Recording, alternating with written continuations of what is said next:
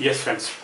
So I'm talking about now, as I promised you, that next I will take what are the marriage ceremony. I'm matching for the marriage, right? Matching horoscopes of girl and boy, you may say, or bridegroom and bride, right? For marriage purposes. Now this is the main objective of my this lecture series, right? This is third lecture series. I've taken lecture series 3. Now in this lecture number 3 or lecture series 3, I'll take what are the basic requirements for matching of horoscopes for marriage purposes, right?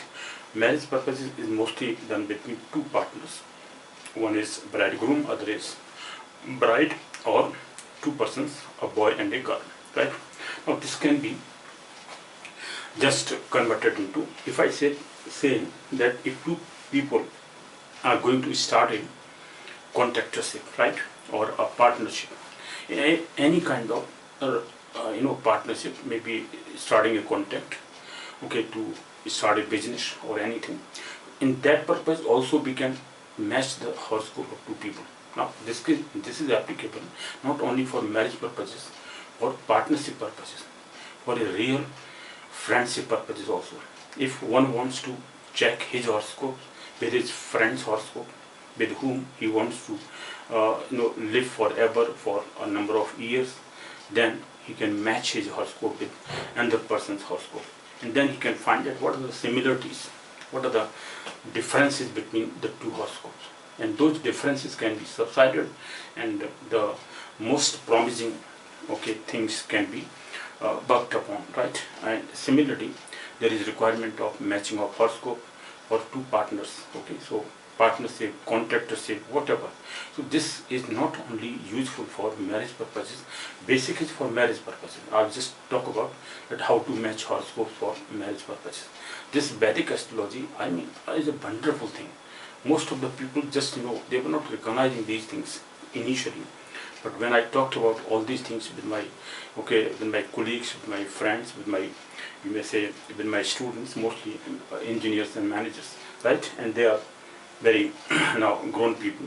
But with those people, when I discussed about, then they recognize that yeah, there is importance of Vedic astrology. And in Vedic astrology, how these ceremonies or these sanskars, they are known as 16 sanskars. Mostly initially, or the Vedic time, there were a number of sanskars. Sanskars means ceremonies. These ceremonies were performed at the time of, or even at the time of conception, before the wife is going to be pregnant. Before that, ceremonies were performed. At appropriate date was chosen that during this period, if the wife is conceived, right, is going to be pregnant, at that time the child will be born very good one. I mean, a very the person who is very, very much powerful. The boy will be very religious one, very much docile one, or very much faithful one, right? A person who will be very brave. What kind of child you require, or the girl you require, that time is just selected or elected before the conception of the child. So they are known as prenatal ceremonies. So there were some number of perinatal ceremonies. Then after that, childhood ceremonies. After that, after childhood period, number of ceremonies. But then educational period was starting. There were some education sanskars or ceremonies. After education is completed, then the fourth stage starts with other ceremonies like marriage ceremony and final rites. Now these 16 sanskars or 16 ceremonies are mostly performed in some of the people who are following the Vedic culture or Vedic people, right? So Vedic culture, or the people who are following traditional people, you may say, those people who are following the Vedas properly in a proper manner, they are performing these 16 sanskars or 16 ceremonies, right? So as I told you, that prenatal ceremonies. So those 16 sanskars or 16 ceremonies for a child, before childbirth, after childbirth, and at the time of education, during the education period, and after that education is completed, then the sanskars or ceremonies were performed, and that was the marriage ceremony. After marriage ceremony, nowadays only final ceremony is at the time of cremation, you may say cremation ceremony.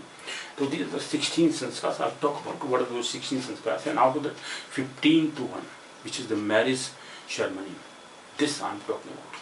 Okay, this I have to talk about because this important topic is asked by a number of people that please talk about what are the marriage ceremony, how to match horoscopes for marriage, and this I devote to all those newly going to be married couples, okay, who want to choose their partner, their real partner. A girl want to select a boy of her own choice, a boy want to select a girl of his own choice, then they can match their horoscope. Condition is this, I always say that your time of birth, your place of birth, your date of birth, your time of birth, date of birth must be 100% correct. Only then the matching will be performed perfectly. Otherwise, there may be some mistakes because some people are now giving false data. Okay, in that situation, the matching may be false one. Okay, the matching cannot be done. But in case if the horoscopes are properly done, correctly casted, and after our date of birth, time of birth, place of birth are exact correct one, then this matching of horoscope is perfectly done. There is no doubt about this, 100% true, because when gunas or koot, this is known as koot milan, right? Matching for horoscopes or matching horoscopes for marriage purposes is very much required these days, and most of the people, who are even so much educated one, they know that what is the ceremony. Because if you want to leave that kind of sufferings after the marriage, after the marriage is being performed, after that some sufferings will come. Before that, you have to understand that what kind of sufferings can be there. There are certain things which cannot be avoided, right? Because if you see that in your horoscope there is dual marriage purpose, or there are two marriages or more than two marriages or three marriages, etc., because the number of conditions which are there, okay, in the horoscopes, that can be avoided. Even after avoiding those things, the event can happen, but then your second marriage can happen, third marriage can happen, but you are well aware about those things, so that your what you call depression will not be there. You will not be suffocated, you will not suffer with that kind of emotional, what we call attachment or those things, because you are already knowing that the second marriage will happen in during this period, this and that. That kind of situation can be avoided, right? So this is the purpose of matching horoscopes for the child and boy and girl or marriage partners is just beneficial for the couple, right? For the marriage partners. The reason is that they are well aware about their virtues, their mind, their status, their physical attractions, etc., their spiritual tendency or spiritual tendency, what are their intensive relationship, their compatibility, mutual compatibility, what is the mutual compatibility, what is the spiritual development, whether there is spiritual development, conjugal harmony will be there or not. That kind of things are well known about if the horoscopes are perfectly matched. Okay, the matching of horoscope is my main purpose for marriage purposes, and that can be applicable for, I have written down here, matching of horoscopes for marriage, for partnership, or even for relationship. And I have seen here that if we match our horoscope with our siblings, with our father, with our mother, with our sister, with our, all the colleagues, all our grandparents, etc., then we can imagine about that my mentally attachment or mental tendency is so much matching with my father, with my grandfather, or not matching with them. That kind of situation can be, understood initially or prior understanding of these kind of matching of the mental tendency of your parents, your grandparents, etc., can be done easily, because this matching is perfectly applicable not only for marriage purposes, but if there are two people, suppose another boy is there, you want to make a friendship with that person, then matching his horoscope with yours will give you the benefit of that you are understanding that your mental tendency with that person is matching, or is matching with how much percent, or what are the percentage of your matching with his mental tendency. Because certain times we start a business, but the partner is not known to us, because initially he is promising a lot, but finally he is cheating us, or he can cheat us, he can murder us, he can kill us. That is, all those kind of things can be priorly understood. So this is the purpose of matching the horoscope, right? Matching of horoscopes for marriage purpose is my basic objective here. But this objective of mine I'll define later, but how this is applicable for any kind of two people. Two people can be matched with each other. That how many virtues of the two people are matching out of 36. We take here 36 gunas or koot milan, that's known koota milan or koot milan, right? In Hindi or Sanskrit, they are known koot milan. Out of 36 koots or gunas, what is the placement of moon? Moon means moon represents mind of the people, right? So moon represents mind of a native, of a person whose horoscope is there. His moon's placement in the horoscope with another person's moon's placement in his or her horoscope, in his or her horoscope, how that is matching with yours. What are those koot milan? Those 8, or there are basically 8 virtues or koot, right? Those kootas, 8 kootas are finally added up to 36. So the 36 koots or virtues finally, how many you have obtained out of those 36? If even at least 18 out of 36 are matching, right? If the two people's horoscopes are matching, at least 18, 50%. That 50% matching is understood that okay, this is average one, right? Or matching one. The marriage can go. Otherwise, more than 50% is required. If 23 out of 50, okay, or more than 20, 22, 23, 24, even people are having 32, 34. I have seen out of 36, 34 virtues or koots are milan or are matching. Koot milan or matching of the virtues of the two people are up to 30 or 32, 34.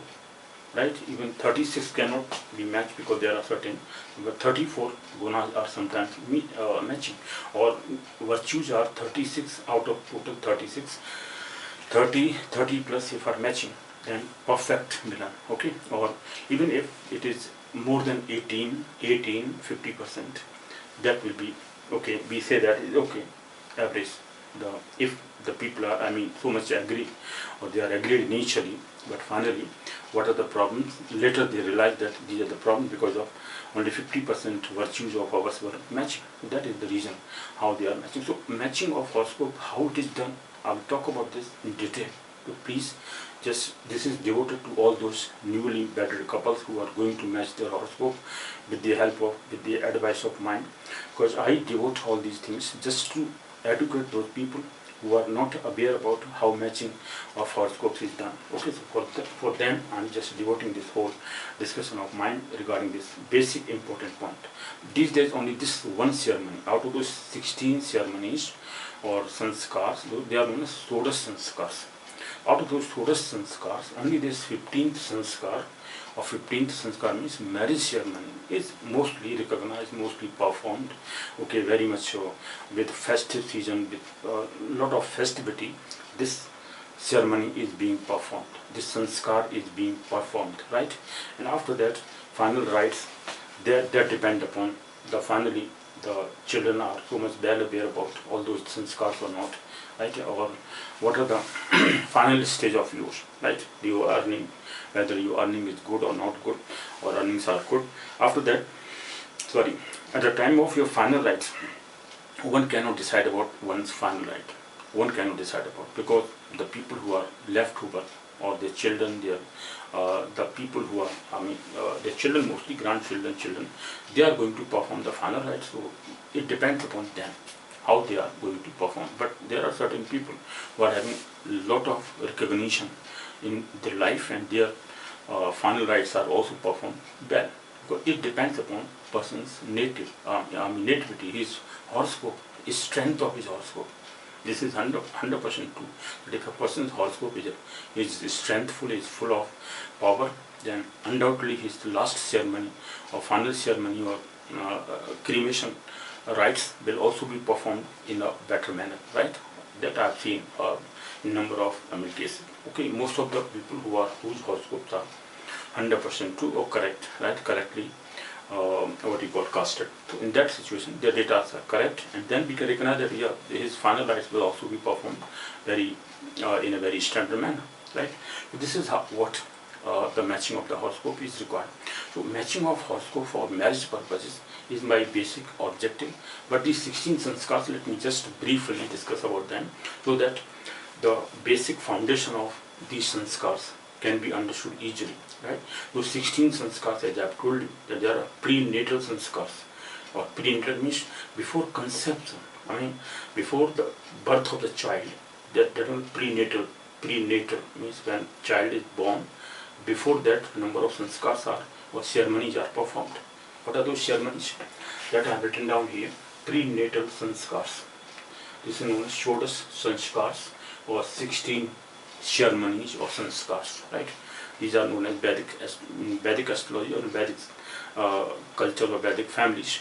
These are known as 16 Shodas sanskars or 16 ceremonies, right, which are performed from before the childbirth and after the when person is died, right, or his death is finally occurred. So in that situation, final rites are performed. They are known as cremation rites or final or antim sanskar. That is known as antim sanskar, right.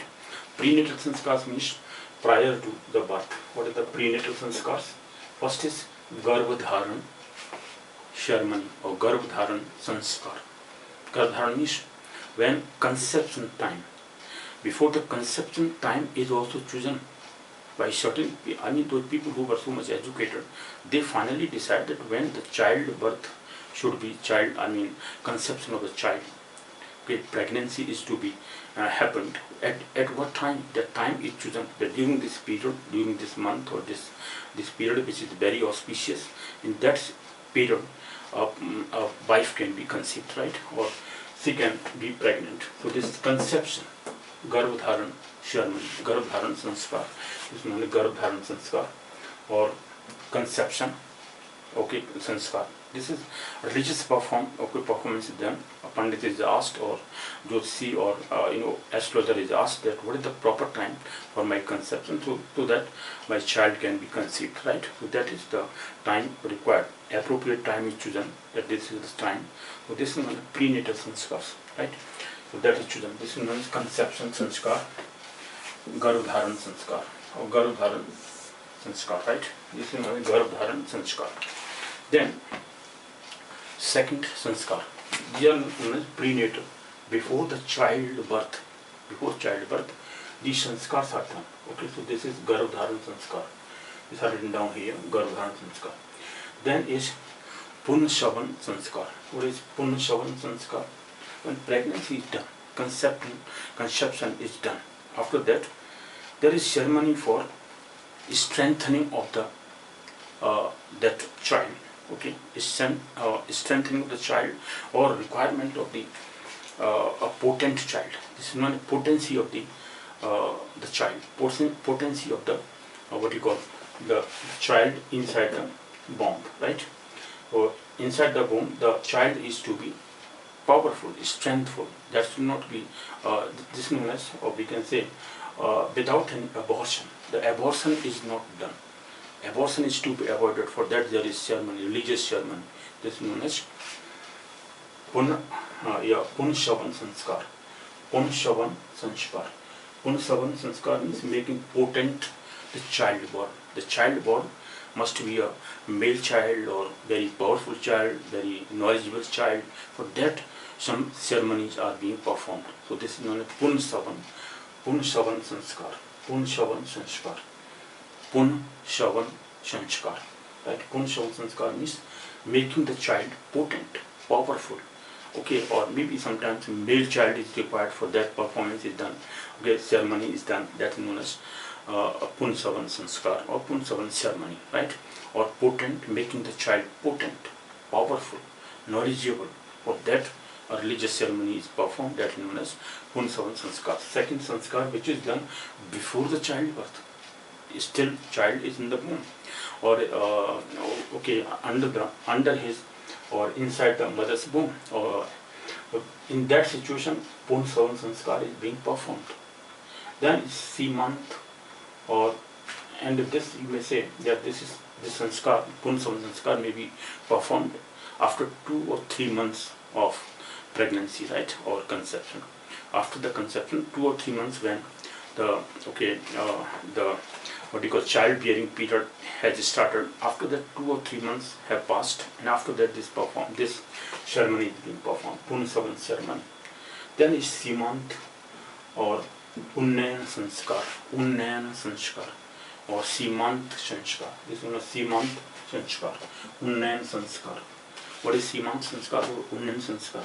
This is done in the 5th to 5th, 6th, 7th or 8th month, not in the end of the month, but in the 9th month. No, not in the 9th month, but before 7th, 8th, 6th or 5th month. 5th month onwards or up to the 8th month, this ceremony can be performed. This is just to make the mother or the woman who is pregnant happy.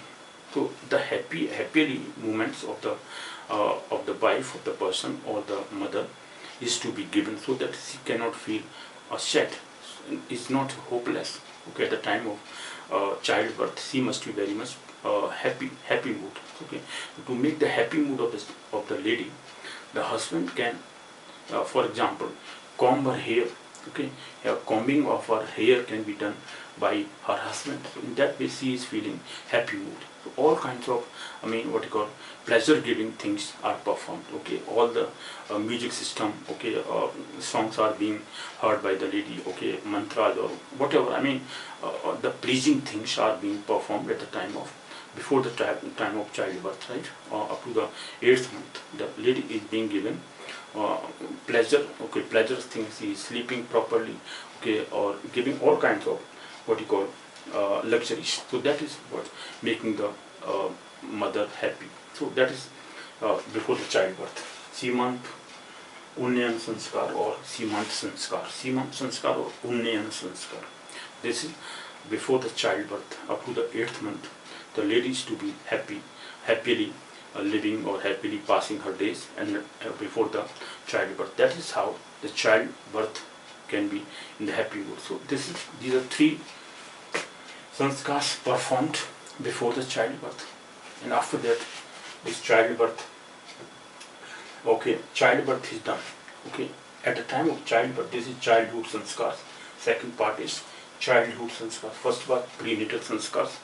Now after these 3 ceremonies or sanskars or religious performances, why these sanskars are being done? These are just making the purification of the atmosphere. Okay, or to make the child, or turning the child into from animal to human being, a proper human being, intelligent human being, purified human being, which is having a lot of kind of kindness or every kind of virtue she is having. So that these religious performances are being performed, right? This is what now. So 3 prenatal sanskars are done. Then after that, number of sanskars up to the 9th one. That means 6 more sanskars are done at the time after the childbirth. First is childhood sanskars. First is Jat Karan sanskar. This is cutting of the navel cord. Childbirth is done when the child is born. At the time of that, the navel cutting. This is cutting of the navel cord, right? Cutting of the navel cord. This is known as Jat Karan sanskar. Jat Karan sanskar, or cutting of the navel cord, right? This is cutting of the navel cord. Then second is Nam Karan sanskar. Okay, putting the name of the child, name giving ceremony. Second is, this 5th one is after 3. This 4th was Jat Karan. 5th one is Nam Karan sanskar, or name giving ceremony is performed religiously. Asking the Panditji or say Kul Guru, that known as family teacher, and he will come and he will perform all kinds of religious ceremony. He will give the name of the child.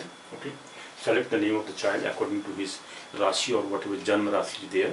That is being done properly in a religious manner. This is how Vedic sanskars are there. These are the Vedic sanskars or Shodash sanskars. 16 sanskars are there. 16 religious ceremonies are performed before the childbirth and up to the end of the life of the person, right? This is what the sanskars known as. Now then, by main objective is just to talk about matching of the horoscopes for marriage purposes. That is the 15th ceremony. That's why I'm talking about all these ceremonies, just brief discussion or brief introduction of all these ceremonies. I'm not going to talk about them in detail because that is not my purpose. My purpose is just the important ceremony or sanskar, which is known as Vibha sanskar or marriage ceremony. Vivaha sanskar or marriage ceremony, right? This marriage ceremony is my basic objective. How to match the horoscopes for marriage purposes. That is my basic objective. Now come to the next point. Then is Niskaran sanskar. Niskaran, sorry, this one. Niskaran sanskar. Niskaran means the first, okay, after that Namkaran, okay, name giving ceremony is performed. This is the fifth one. Sixth one is Niskaran sanskar. What is Niskarman? Sorry, this is a Niskarman sanskar. Niskarman sanskar is first coming out of the house. When child is coming out of the house, before that, when child is putting his feet out of the house. So for that purpose, ceremony is being performed. This is, very religiously or following all the Vedic culture or Vedic things. In those days it was done, or it can be done by the people who are kings or very high status people. Those people are performing, still they are performing these kind of ceremony because they are following all these rites. But for common man, for middle class or all those people who are living these days in the service group, they are not performing all these things. Only marriage ceremony is very important for them. Marriage, and after that ending or cremation ceremony. These two ceremonies are mostly performed. Birthday, okay, this Jatkaran sanskar, this Namkaran sanskar is also done. Okay, only this Namkaran sanskar, no Niskaran, nothing, no Anprasan, nothing. Chudakaran sanskar can also be done. Chudakaran means when we are cutting the hair cutting of the child, that is also performed. 2 or 3 or 4 these ceremonies are being performed these days. But otherwise, these 16 sanskars are mentioned in the Vedas. So this is Vedic culture. I'm talking about Vedic astrology. So in Vedic astrology, all these sanskars are being discussed about, but I'm talking about only marriage sanskar, which is my basic purpose. But before that, let me talk about these things. Okay, so then Jatkan sanskar. So then Niskarman sanskar, first coming out of the house. Annaprasan sanskar, first eating of the solid food by the child after mother milk is completed. After that, child starts taking the solid food. That is solid food taking. This is known as Annaprasan sanskar, first feeding of the child, right? First solid food feeding of the child. Then is Chudakaran sanskar, Annaprasan. After that, Annaprasan, Chudakaran sanskar means cutting of the hair cutting sanskar. Tonsar, this is tonsar of hair cutting sanskar. Okay, first time hair cutting. Then is Karn Bhed sanskar, Karn Bhed, boring of the ear, okay, making holes in the ears or so that he can wear earrings or something, right? So in those days, these earrings were worn by the children, or mostly the kings were wearing all those earrings, etc. in the ancient times. So for that purpose, this was when a Karn Bhed sanskar or boring of the ear boring, okay. Ear boring, this is not a burning, but ear boring, sorry. This is ear boring ceremony. Ear boring ceremony, right? This is known as ear boring ceremony. Ear boring ceremony. Ear boring is cutting of or making holes in the ears so that you can wear earrings. Okay. This is the 9th one, ear boring ceremony. Chudakaran. Okay, Karn Bhed sanskar. This is 9th one. 10th one, now education ceremonies. At the time of education, the child is going to take the education, starting to education. That is Vidya Aram sanskar.